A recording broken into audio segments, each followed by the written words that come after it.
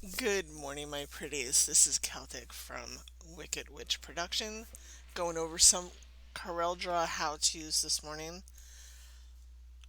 Got a lot of questions about fonts and kerning and spacing and making the fonts do what you want it to do. So I'm going to go through a couple things.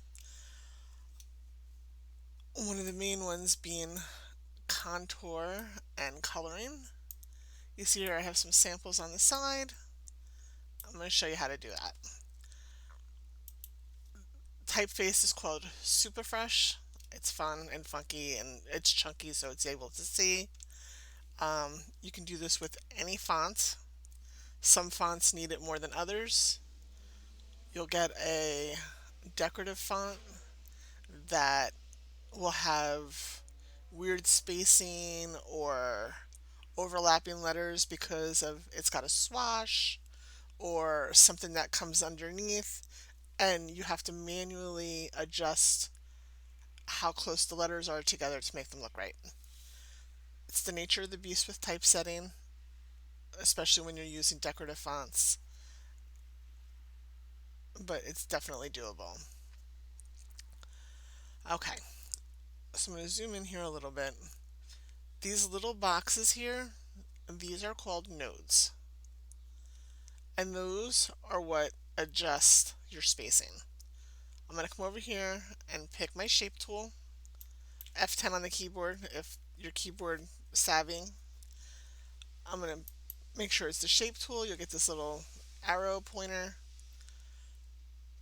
This button over here, if you grab it and pull it out, will space your letters, or if you bring it in, it'll bring your letters tighter. I'm going to give myself just a little space that they're not touching so we can do a good contour. Just to show, this has an outline on it. When you want an outline or a stroke, if you're doing just something simple that you're not going to adjust the size, it's okay. But get into the habit of converting it to a curve and converting your outline to a curve or using your contour because when you blow it up or shrink it down and you're using an outline stroke, it's going to change the look. This is only a hairline. I'm going to bump it up to a 2 so you can see how thick it is. I'm going to duplicate it, which is Control D. And now I'm going to shrink it down and you can see how thick that looks and it distorts the letter. You don't want to do that. So we're going to duplicate that again. I'm going to Control Q, which converts my text to an outline. You can also find that object, convert outline to, or convert curve to, which I already did. And now I'm going to convert the outline to object. So now this outline is a separate thing.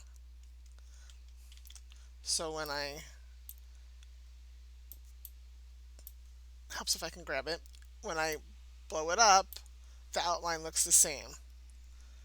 When I shrink it down, the outline looks the same. It doesn't get all thick and unreadable. It stays in proportion to what you originally did. Now we're going to take the outline off of this one. I'm going to duplicate it again. Again, it's Control D. I'm going to come over here to my contour screen, or you can get that in your effects screen. You're going to trace the contour, and that's not what I wanted to do. Never mind, ignore that. Ignore that one. That was not the right way to do that. You're going to go to over here to your contour screen. This one contours to the center of the thing. I've never used that. this contours to the inside. So if you want your outline to go in instead of out, like that, but that's really not the way that you want to do that with this particular one. If you look really close, you can see that it outlined on the inside so that fill was where your contour was. We're going to undo that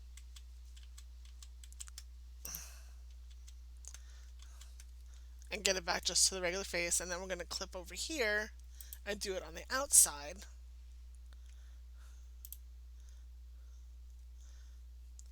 Now, if I shrink that down, it stays pretty much the same. If I blow it up, it stays pretty much the same. It stays proportion to what you're doing. Now you can make square corners, mitered corners, which come to points. You can make them a little rounded. Let's zoom in here so you can see the corner. You can make them rounded, mitered, which is the point, or you can do bevels, which cut your corners. When I'm doing stickers and stuff in Cricut, I like the rounded corners because it cuts easier and you get a cleaner cut. Now, I want to make this outline a little thicker. So I'm going to bring my offset to about 0.5. Now, until you break this apart to go into the next step, you can keep editing this all that you want. So that's a little too much, but one wasn't enough. So we're going to bring that back down to 0.3. That's good. Now I'm going to hit Control K to break it apart, except it's going to yell at me now. Click off, click on, Control K, click off again, and now it's going to give me a hard time. Control K. I don't know why it's not breaking apart.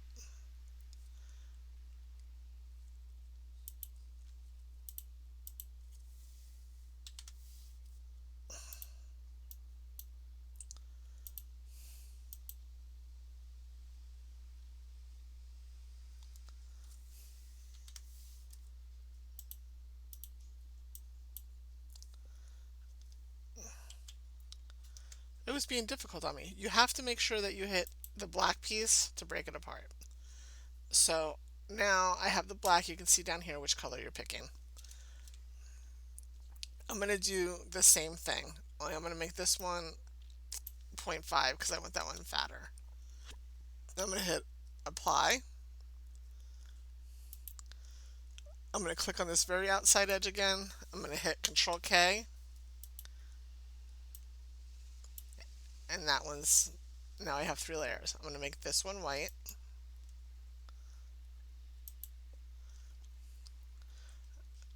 I'm going to click this and this. I'm going to hit the letter C to center. I'm going to hit the letter E to center horizontally. And there you have it. Now, if you don't want these in here, you can take them out if you want it to be solid. I'm going to click on this black. I am going to hit Control K to break it apart. Now it looks solid, but it's not. It will cut those pieces out. I'm going to show you, if you go to View and Wireframe, it just shows you the outlines. You see they're still there. Okay, I'm going to View. Actually, it's easier. You're going to grab this one and delete it. Grab this one, delete it.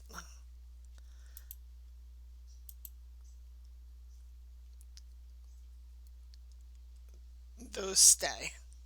You're going to go back in, View, Enhanced. There you go. And that's all one thing. You can group that. and you can move it all by itself. Now, we were talking about doing rainbows, so I'm going to duplicate this, ungroup it, and we're going to do Roy G. Biv, red, orange, yellow, green, blue, indigo, violet. We'll start with red, and I'm going to go over here to my paint tool, and click on the interactive, and come up here and do a fountain fill. Automatically, it fades it to white. We're not going to do that. The other end of the spectrum is going to be purple or violet. So we're going to come in this purple area and come on the darker side, which is perfect. In my middle, I'm going to double click. It'll put another color box. I'm going to click on that color box, and I'm going to change it to green.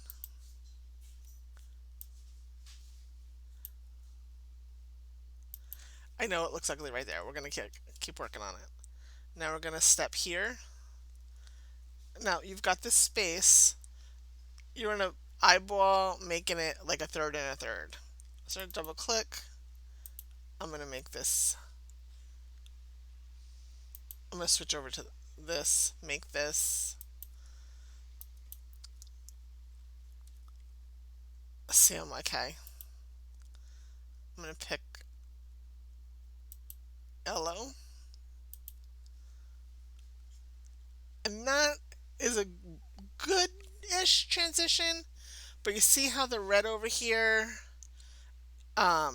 it's got like that tomatoey red orange. It's not really red. I'm going to go ahead in here and put in orange. That's a little lighter.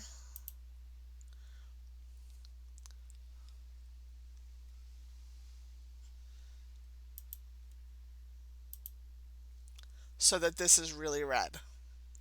And same thing over here. We're going to go for blue.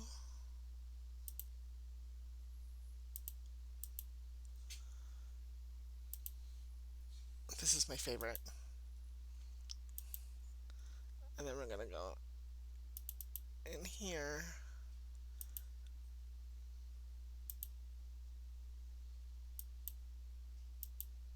and do more of just a purple. And there's that. Easy peasy lemon squeezy, as they say. Now if you wanted to make the outline that color, you're going to click on the outline. You're going to come over to edit, copy properties from, choose your fill, hit OK, and you're going to pick the color that you want, and then it does the copy. Now for this, I'd probably make this white black. Oops.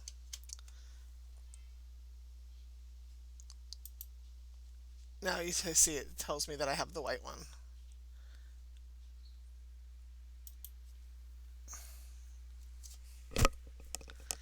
And that's all it takes.